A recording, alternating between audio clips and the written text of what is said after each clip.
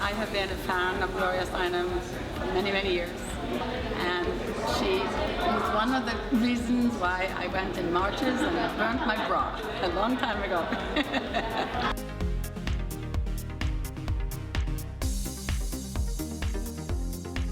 I admire her for her intelligence, and she was a journalist.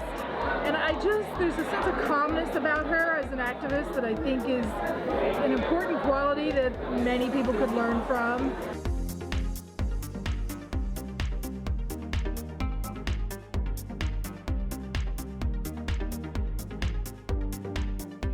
Just the conversation I had with her and the thoughts that she shared with me about what she saw that was going on, it just kind of opened my eyes up as to what could be and what wasn't.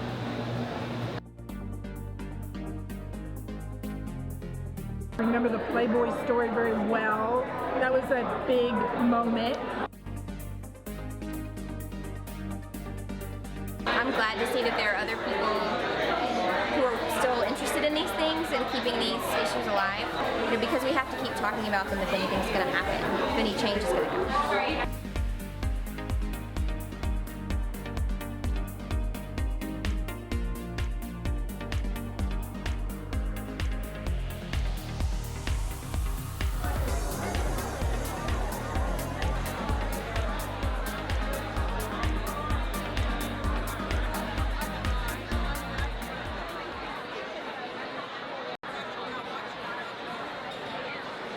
I said, Helen, who is it that we should honor this year? And without even taking a breath, she said, Gloria Steinem. And that, of course, was no tall order. Gloria Steinem. I said, absolutely, let's do it. So I called her up and I said, Ms. Steinem, I would like to invite you to come to Tampa to receive the first Helen Gordon Davis Women's Leadership Award. And I said, pardon my persistence, but you know, well-behaved women never make anything exciting happen. And she said, call me Gloria. I knew we were in. There's one person who could not physically be here today. She is the reason we are all here, and that person is the incomparable Helen Gordon Davis. I am delighted that her family could join us today. Please help me welcome and thank her children, daughters Stephanie and Karen, please stand, and Gordon and Lorena. Well, on behalf of my family, I would like to thank you all for this wonderful day that celebrates the lives of two remarkable women. We are so grateful that you, Gloria Steinem, have agreed to accept this award, the first, and we'll remember this forever, Helen Gordon Davis Leadership Award. Thank you very, very much for being here. While my mother cannot be here in person today, she is definitely cheering us on. As I look out across this room, I see so many of her wonderful friends, and you all know who you are, as well as the organizations that she has supported and have supported her, and the students who are here today who are probably learning about her for the very first time. During the second wave of feminism in the late 60s and early 70s, I think some of you were along for that ride, it was very cool to call your mother by her first name. It was an act of actually breaking down that power dynamic of mother-daughter, as if you could, right? So during that time, when I was faced with a moral dilemma or a situation that called for the high road, I would always think, WWHD, what would Helen do? And then it kind of morphed into WWGD, what would Gloria do? And actually the answer was always the same. It was to confront with a smile, don't back down, persist until you win, and speak for those who have been silenced. She has truly demonstrated that one woman can clearly make a difference for so many others. Thank you so much for being here today. Be a champion for women throughout your life. Thank you. What I'd like to share to you today before I introduce her are some of the things I've learned about her on my 2-decade-long, I don't want to call it stalking, but my study of Gloria Steinem. She was born in 1934 on March the 25th, my sister's birthday, and the day of the third march in Selma. She's been called many things, but I've heard her identify herself as a journalist and a writer, first and foremost. She was born in Toledo, Ohio, and she was the youngest of two girls born to a homemaker and a father who struggled at times to make ends meet and who happened to be a Jew. Her parents divorced when she was about 11, and with her older sister away at college at Smith, she became the caregiver for her mother, who was mentally ill, and of course became more pronounced with time. In 1956, she graduated from Smith College, and that was followed by a 2-year postgraduate study in India, where she, did a lot of writing. She later moved to New York City, and she worked for Help magazine, later writing stories for Life, Esquire, Glamour, and many others you would recognize. She's been active in civil rights. She's worked on behalf of many causes, including the United Farm Workers, the Vietnam War, and feminist causes of all types, and also elections, including Adlai Stevenson, Robert Kennedy, and Shirley Chisholm. In 1964, she interviewed John Lennon for Cosmopolitan magazine. She became active in the women's movement around 1969, and in 1971, she founded Ms. Magazine. But what I've really learned as a reader and a student of Gloria Steinem is that she is very smart. She's insightful. She's a gifted communicator, and she has served as a leader in an uncommon time. Her life has been one of self-inspection, and without a doubt, she is one of our greatest sociological thinkers and writers on the topic of modern feminism. I can't tell you how my 10-year-old self is exploding to introduce to you Ms. Gloria Steinem. It's because of you. I never considered myself a feminist. I considered myself an equal. I worry more about my 13-year-old son's future than my 9-year-old daughter's. She has all the confidence in the world, and I feel like when you have positive role models heading you in the right direction, you're going to do well. And I'm wondering how you react to that, what I just said, that I worry less about my daughter's future and more about my son's. Well, the first thing I thought of was she's 9. Because what happens is, we're these independent tree-climbing creatures saying, I know what I want, I know what I think. And then the feminine role comes down upon us about 11 or 12 or 13. And suddenly we're saying, how clever of you to know what time it is and things like that, So the role hasn't happened to her yet. I mean, Carol Gilligan has written pioneering works and studies on this in a different voice, which I'm sure some of you know. So, but having said that, because the hard time is coming, I've heard that. Having said that, I too want your 13-year-old son to have whole people as a model who are male human beings. And that is difficult. Not because men get, through no fault of theirs, born into this system in which there is an idea of masculine and feminine, which incidentally doesn't exist. I mean, for 95% of human history, the languages didn't even have he and she. A human being was a human being. What a concept, So the whole idea of just came along with patriarchal, or whatever you want to call them, androcentric systems in which men started to control reproduction, which they hadn't, say in Native American cultures here or in ancient cultures. So the idea of masculinity is all about control in order to control reproduction. So let's just say, forget about it. Progress lies in the direction we haven't been, and let's think of whole people who are men for your son. I totally agree that he needs that kind of model, and there are amazing. With all the scandal about football and Domestic violence and everything else, and head injury and everything else that's bad about football. There are a group of male football players who talk about domestic violence because their mothers experienced it.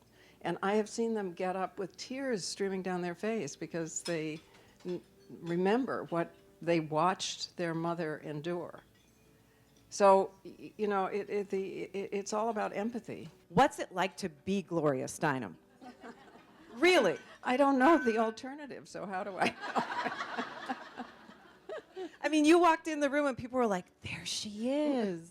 There she is. But you know, obviously I don't really know. I don't have a comparative. But I do see other people who are well known, say, for being actors. And I understand how lucky I am because they are recognized for something that isn't them. And it drives them crazy. And in my case, I'm recognized for something I care about deeply. You know, it is, you know, so in my case, it's kind of great because it's like being able to skip the first 6 weeks of lunches. You know what you care about. It's like instant friendship. I just got off a plane. The flight attendants are like my flying girlfriends, you know. So because it has substance, it's good. Where do you think we stand in terms of equal rights today? What needs to be done? Who's dropped the ball? Who wait, isn't? wait. This is like describe the universe and give 2 examples. She's asking. And be quick about it. I know. Reader's Digest version, please. First of all, it's where each of you are. You know, I mean, the movement is where it is when you look in the mirror. In a big general way, we have only the comparison of the suffragist and abolitionist movements in this country. And that took 100 years to gain a legal identity as human beings instead of chattel. Everybody was chattel up to then. So by that measure, 40 years, you know, we're not quite halfway into it. We've kind of gone through the consciousness raising stage where you realize it's possible, you know, although that happens with every new issue too. And we're well into the legislative stage, striving, and we're nowhere near, you know, we're way down. We're like the 80th in the world. I mean, we're really not good in the world comparatively. And we have a backlash. So the question is, we don't know, you know, what will happen because the backlash could win. And I must say that part of the reason I so admire Helen, can we say a few words about? First of all, Helen to me is much more remarkable and even miraculous than anything I've done because I always have had a group of women and men who were supportive. Helen was in the middle of a very hostile atmosphere and under scrutiny absolutely all the time. That is incredible courage. Secondly, she was in a state legislature. And she didn't lose any of her humanity. You know, she kept her humor and her joy and her kind of great shit-free attitude. She has never imitated. Say shit-free? No, I said, well, I say things like that, so watch out. But also, she is a prophet in a real serious way because, talking about where the movement is, we have to pay more attention to state legislatures. We have fallen for the idea that change comes from the top. And of course, you know, that's crucial. But the catch-22 of democracy are state legislatures, which are mostly controlled by the businesses they regulate, which are the reason that there may be people in this room graduating from college in debt because state legislatures have cut the money for universities and used it to build prisons we don't need. Right. They redistrict themselves into perpetuity. You know, if it weren't for this one, Al Gore would have been president, and we wouldn't have had 2 wars in Iraq. And you know what? I don't have to go on about that. I happen to have been speaking at Dade County Community College the morning after the 2000 election. The hanging Chad. Yes, and in that room there were about 700 people, and about 100 of them had been either unable to vote for reasons not their, you know, or had voted for the wrong, you know, I mean, in that single room. And as you know, there was, I think, a dozen newspapers surveyed all the votes afterwards, and Gore did win by any measure. By any measure. I mean, the court said there was no measure, but by any measure, he won.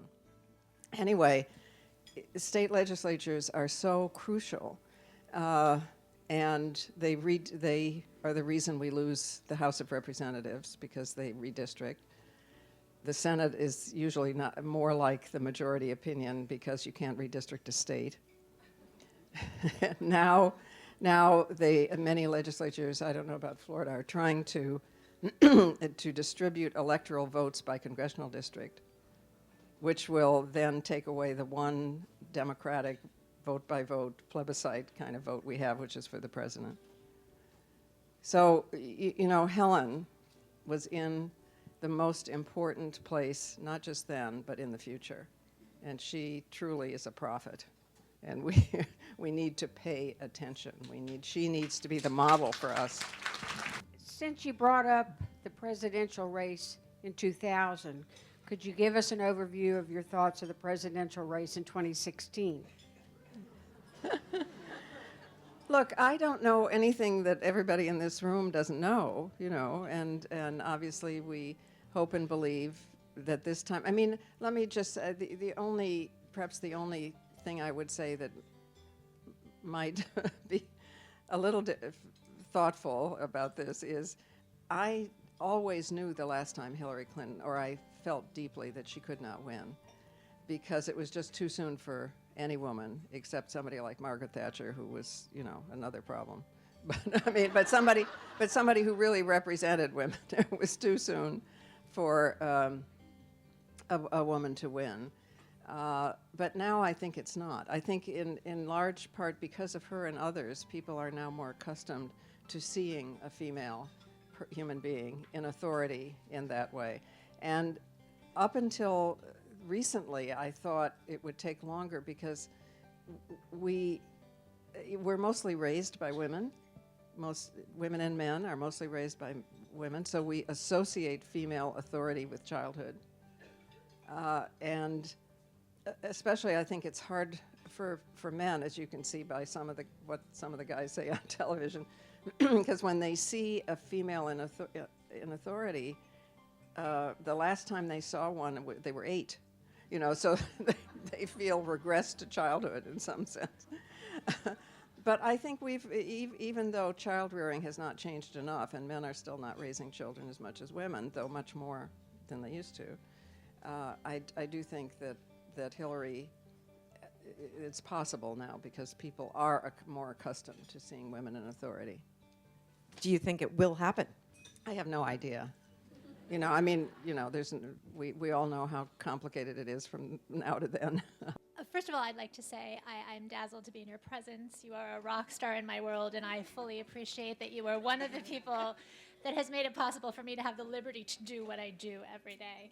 And what do you do every day? I run a company. I employ 60 people, and I work in politics on the Hill. Great. That's great. I'd like to ask what you think about the current administration's foreign policy in terms of women, because I'm constantly struck by the difference between all of the administration's approach to countries where women have no rights, are oppressed, are killed, are sold, are brutalized, compared to South Africa, where when we had half of the population oppressed, brutalized, sold because they were different, we boycotted. And we never do seem to do that for women. And given that I am hearing a lot of loyalty to the Democratic side of the aisle, I'm curious about what you think about this administration's approach to that. Well, I think that because of Hillary as Secretary of State, it's the first time that the status of women has entered into foreign policy decisions at all. Right. And I just want to say, to echo, thank you for that question, because there is a very important book called Sex and World Peace by Valerie Hudson and other scholars, but it's readable. And they have taken 100, all the major countries in the world and demonstrated that the single greatest determinant of whether a country will be violent within itself or will be willing to use military violence against another country is actually not poverty, not access to natural resources, not religion or even degree of democracy. It's violence against females. because that is what normalizes everything else. It's the most widespread. We experience it in our homes. It's what causes us to believe that it's normal, to have a subject and an object, or for one person to dominate another, because that's what we see when we're growing up.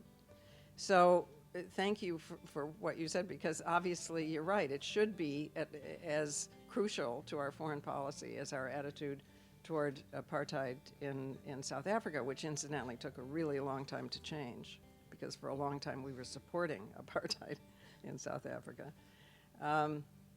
And we have to take that into consideration. I would say that this administration has been probably the best so far, but I would say that's like 20 out of a possible 100. We have a long way to go. Hi, Gloria. To preface my question, I'm Stacy Dolan. I'm with the University of South Florida Special Collections, and I'm actually working on a research project funded by the Honorable Betty Castor on women in leadership. So my question actually pertains to that contemporary time between you, Betty, and Helen working on the Equal Rights Amendment in Florida from the 70s to the early 80s. And as most of us know, the Equal Rights Amendment critically failed in Florida. Between Illinois, North Carolina, and Florida, it was one of the most crucial states to have it passed. And I was wondering if in the years following the Equal Rights Amendment campaign, if there were any of the greatest challenges in Florida that you could elaborate on, and the biggest takeaways you have as a political activist from that movement.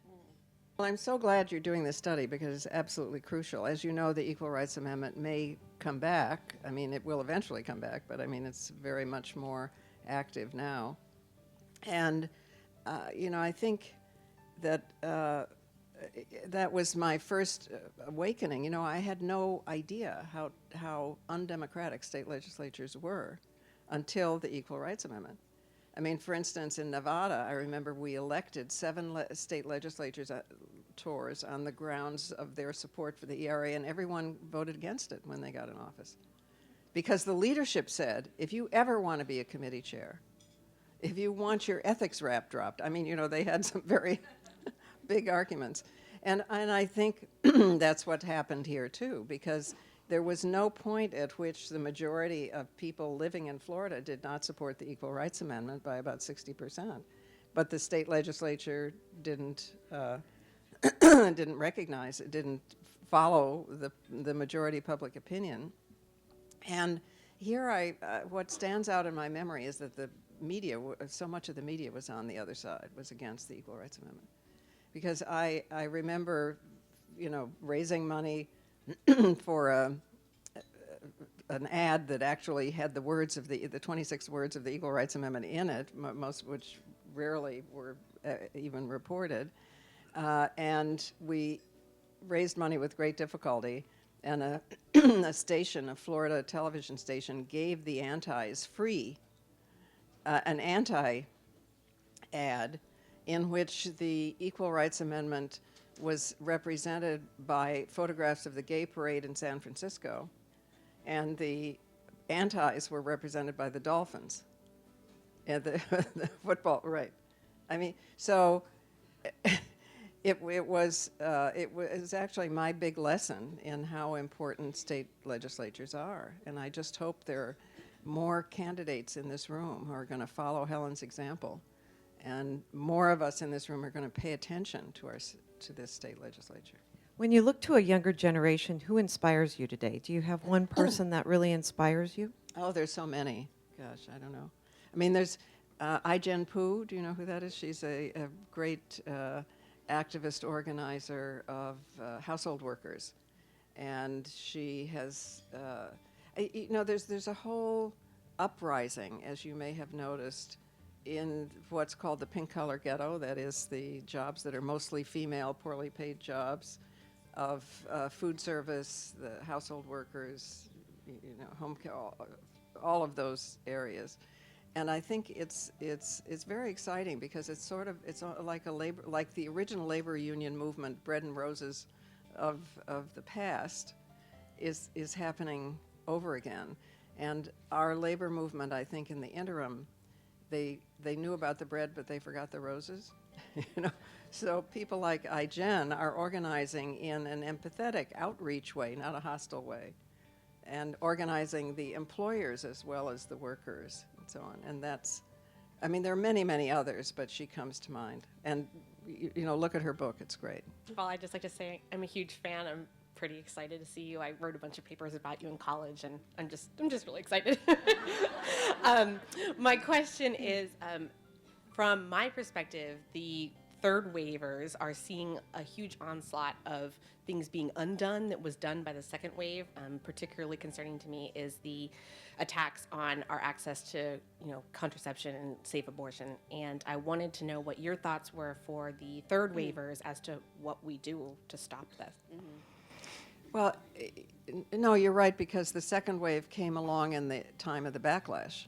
You know, the backlash really began in the late 80s, something like that. And again, it is state legislatures that are overturning past rulings about the accessibility of abortion, what you need to have a clinic. You know, they're just making the requirements to have a clinic completely impossible. So once again, it's one of the major reasons I think we should focus on the state legislatures much more. And I hope and believe that the fourth waivers will do that. And it's not hard to do. I mean, so every 10 people in this room could take one state legislator and just monitor that person, communicate with that person, you know. So I mean, stalk them, and run for office and expose what's going on. And so I mean, it's doable. And I do think that the younger women are beginning to understand that our focus has been perhaps too much on Washington. It's wonderful to be here. It's Denise Vasquez Troutman with the Troutman Group, where health equity and social justice should be a movement. This is more on a personal note. I also stalked you, and today was the first time that I heard you spent some time in India. I spent some time in India myself, and it was an awakening and a becoming for me. I wanted to know what your experience was like there. Yes, it made a huge difference to me. It took me a long time to discover it, because I was there so long ago, right after college. I lived there for 2 years. And when I came back, there was absolutely zero awareness of it. I mean, even the Beatles hadn't been to India yet, you know. No, but I would try to talk about India, and people would just nod off, you know. But in retrospect, what I learned there really is how to organize, because Gandhian organizing is bottom up. The means are the ends. The ends don't justify the means. The means, the way you do it dictates what you get. And they taught me the rules of organizing. You know, if you want people to listen to you, you have to listen to them. If you want to know how they live or change how they live, you have to go where they live. If just the sort of basic rules of organizing. And I've been grateful to them ever since. And then I went back to India 20 years later, and with a friend there, we were going to do a collection of Gandhi's letters for women's movements around the world, because we thought nonviolent methods are, obviously very appropriate to women's movements and consumer boycotts, everything that he did. So we were going around collecting information, and we talked to a woman named Kamala Devi Chattopadhyay. I don't know if there's some more books coming out about her now. Wonderful, amazing woman. And she was sitting there on her veranda sipping tea and rocking, and she listened to us. And she said, "Well, of course, my dear, we taught him everything he knew." And it turned out that those methods, what we think of as Gandhian methods, were pioneered and used by the massive women's movement during the British era in India, when they were trying to stop sati and child marriage and so on. So sometimes what we're drawn to, it turns out, was invented in the past mainly by women. I met you in 1984, actually the person that accosted you in the restroom earlier this morning. And the reason it was so important, for a couple reasons. One, you've been a voice in my head ever since, and I really have to agree with Lisa on what would Gloria do, and I appreciate that leadership from you. But what I remember most about that was you were presenting to a large group, and a young man stood up, and he talked about some atrocities that were happening in the fraternity system. And I remember you stopped, and you thanked him for coming forward and being brave. And then you looked at the administration and you said, you know what you need to do. And they did it.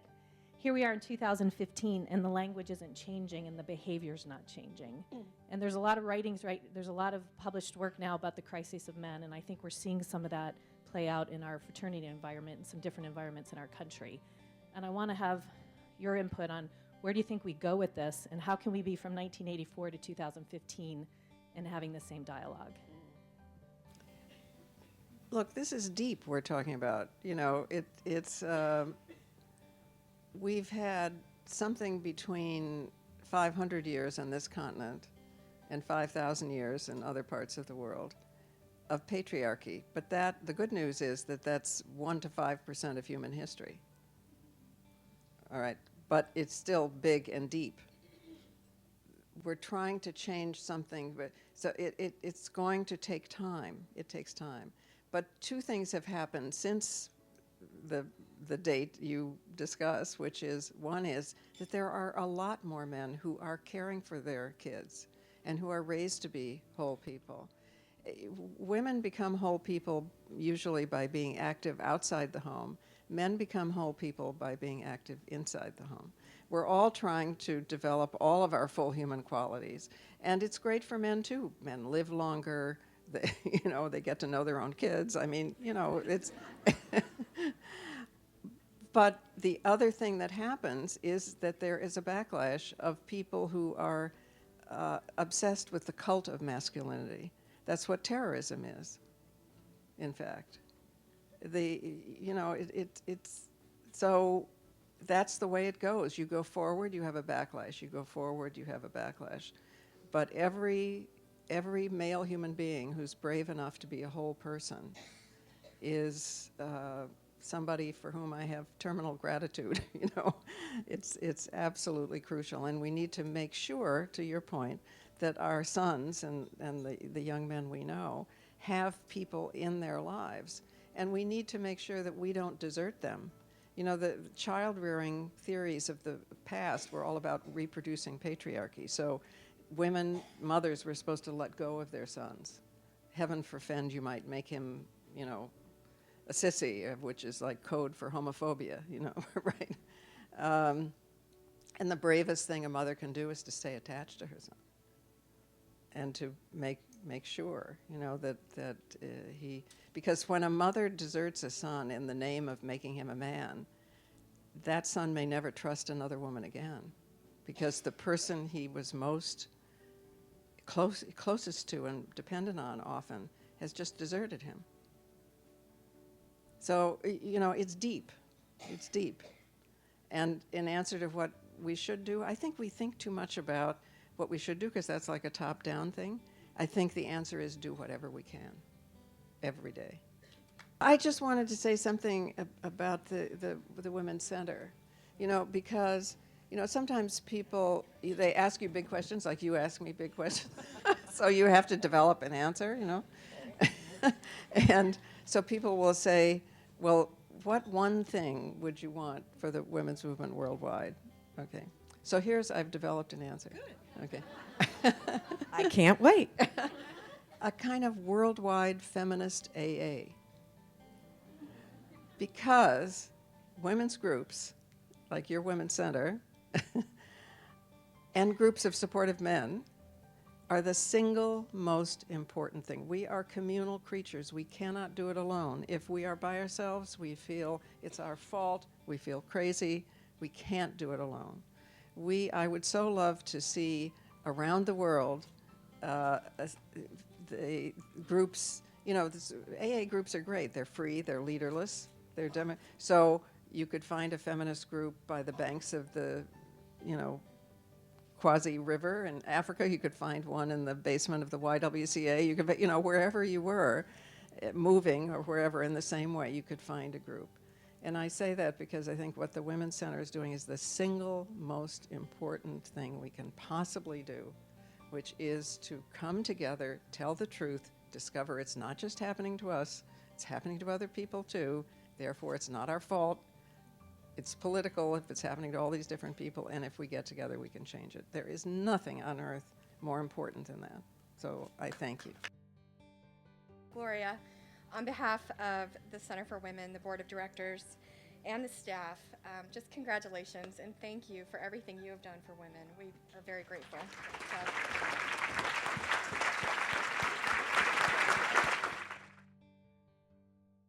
Do you all know each other? You know, I think this is such an opportunity to have a room full of good hearts and great minds and shared purpose. And I always worry about whether or what's going to happen tomorrow.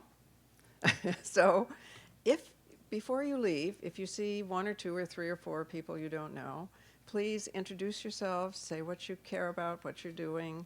If we're here, we probably, you know, have deeply shared purposes, and you know, you have no idea what could happen. You know, you'll find a new job, a new friend, a new love affair, a new, you know, who knows? And I just hope that you will carry the spirit of this room with you. It is true that we get isolated from each other, and that's what makes us feel that it's not possible. It is absolutely 100% possible. You know, I used to quote sometimes the physicist who said that the flap of a butterfly's wing changes the weather hundreds of miles away. And therefore, you know, it's a great image of how much power we have even though we don't know it. And then I thought, well, that's a little, even for me, the hopeaholic, that's maybe a little saccharine.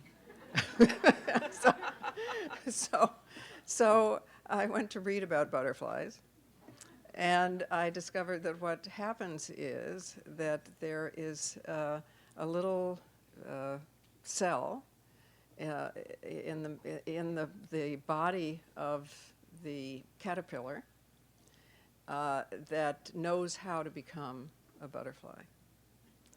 And that cell activates and uses the body of the caterpillar as food and gradually becomes a butterfly. And that cell is actually called an imaginal cell biologically. It's such a lovely term, isn't it? So that to me was a more realistic description of how change happens. There is resistance, but the resistance creates energy and creates what you need, you know, to test your strength and go further. So if every one of us in this room is an imaginal cell, I would say we can make one hell of a butterfly.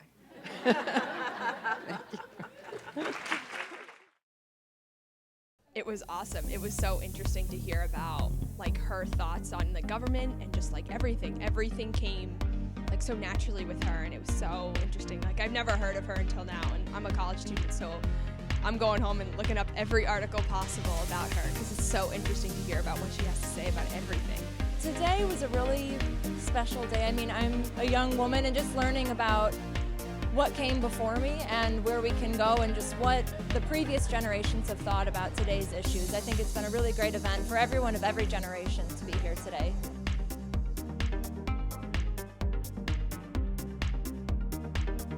I think this is important for everyone to be a part of. I think this is an incredible event. This shows the world that women do rule, that we rock, that young women who are growing up now can be whatever it is they want to be. They can accomplish anything that they set out to accomplish, and that we have people who pave the way for us to do the things that we're doing and doing the things that we want to do. I got so many things out of the day. More than anything, I took away the message that what we need to do is everything we can do every day, that we make big difference through small changes every day.